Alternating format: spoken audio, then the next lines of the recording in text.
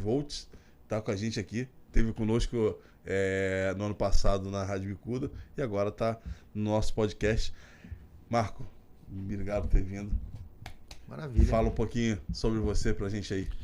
Então, eu sou arquiteto urbanista, né? Mas eu sempre tive um pezinho no ativismo socioambiental, né? Quer dizer, uma parte do que eu faço sempre foi para co-criar um futuro melhor para mim, sem ser simplesmente juntar grana, né? Mas juntar condições para que não só eu, mas coletivamente a gente consiga ter uma vida mais legal.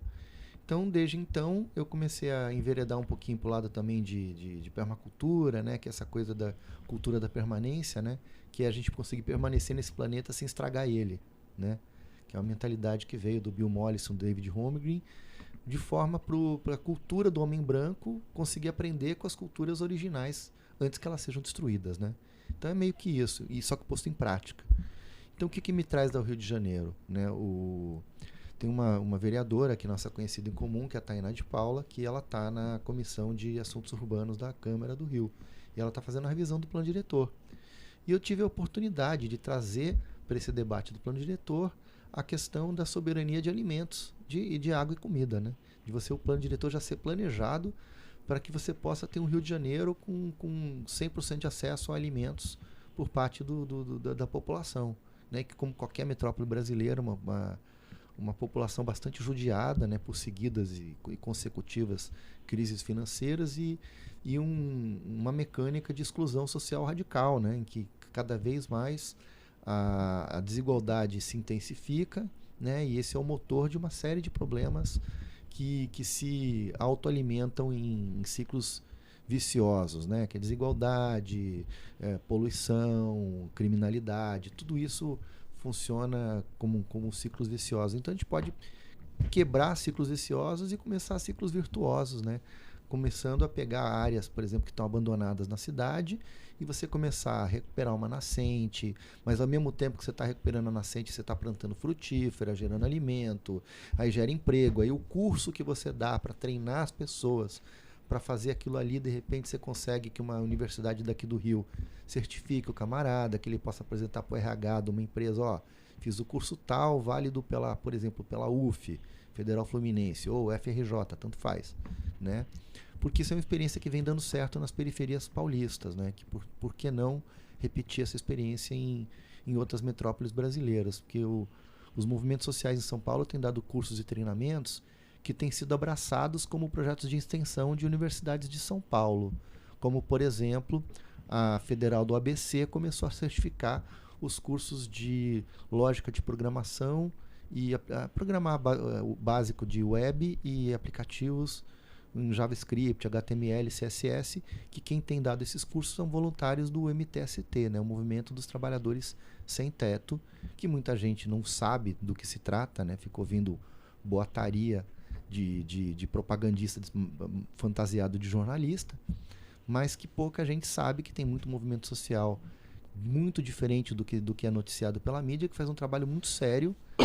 No caso, por exemplo, o MTST ele tem 7 brigadas de solidariedade em 12 estados do Brasil, né? Então você tem brigada de alfabetização, brigada de horta, brigada de cursinho, brigada de saúde, né? Nessa pandemia que ainda não acabou, diga-se, vamos falar a verdade, não acabou ainda, ele reduziu de intensidade, mas não acabou. Milhões não, mas milhares de vidas pelo menos foram salvas pelas cozinhas solidárias, né? Você teve toda uma rede de produção e distribuição gratuita de alimentos que tem servido para fazer um contrapeso para o que o mercado e o Estado têm proporcionado em termos de destrutividade da nossa qualidade de vida, né? Mas qual foi o ponto aí de start? Porque você o ponto de start foi atuar em assistência técnica para esses movimentos. O start foi esse. Que você é arquiteto, você é urbanista, né? E aí, qual foi o tempo que você começou a identificar isso? Ou isso já estava na tua raiz? Na verdade, no começo o bichinho da arquitetura pró-social e pró-ambiental já tinha me mordido, mas eu ainda não sabia o nome disso. Eu ainda não conhecia quem fazia isso. Assim, no mercado de trabalho eu tentei atuar como arquiteto e eu não achava isso. Então, se eu atuava numa construtora, aí, por exemplo, tinha umas árvores bonitas, assim, centenárias, bonitonas, que você sabe que você cortar vai levar 300 anos para crescer uma igual. E na construtora o cara fala, corta tudo, foda-se. Então, quer dizer, qualquer consciência ambiental e social que você tente ter no mercado de trabalho como arquiteto, você guarda para si. A canetada final não é tua. Você é um desenhista a serviço de uma visão de mundo, de um objetivo que não foi traçado por você. Você não está no comando da embarcação. Você é só um marinheiro ali daquela nave que está indo na direção do iceberg. Entendeu? No fundo é isso. Então, vou dar um exemplo. 2008, né? Tava bombando Minha Casa Minha Vida e foi um pouquinho antes daquele colapso financeiro global, né? Que foi a maior explosão financeira depois de 1929, né? Uma super 2008? 2008. Então, na véspera de 2008, Minha Casa Minha Vida estava bombando. Eu estava no escritório que fazia habitação popular, padrão financiado pela Caixa, né? Mas era dinheiro do Ministério das Cidades. Tipo assim, só eu tinha ali dentro 14 estagiários. Né? A gente projetava 2,5 milhões de metros quadrados de área construída por semana. A gente saía de lá do escritório 10h30, 11 da noite, sabe? Então, quer dizer, era um negócio alucinante. De uma hora para outra, a nossa intensidade de trabalho foi de a milhão para a zero. Quer dizer, puxou o freio de mão, falou, acabou, fechou. Teve um empreendimento nosso lá em... e eram só cidades da região norte e nordeste, projetos feitos a partir do escritório de São Paulo. Então, era aquela coisa para otimizar. A galera que sentava para as grandes reuniões e tal, eles sabiam que aquilo era uma bolha, que aquela bolha ia estourar. Então eles falaram, vamos aproveitar até o último segundo, porque a gente sabe que não é para sempre isso aqui. Eles sabiam que tinha uma bolha financeira prestes a estourar. A gente que vive o nosso dia a dia, a gente não sabe disso. De repente, a gente estava lá a milhão, e eu sem entender por que isso é tão para ontem.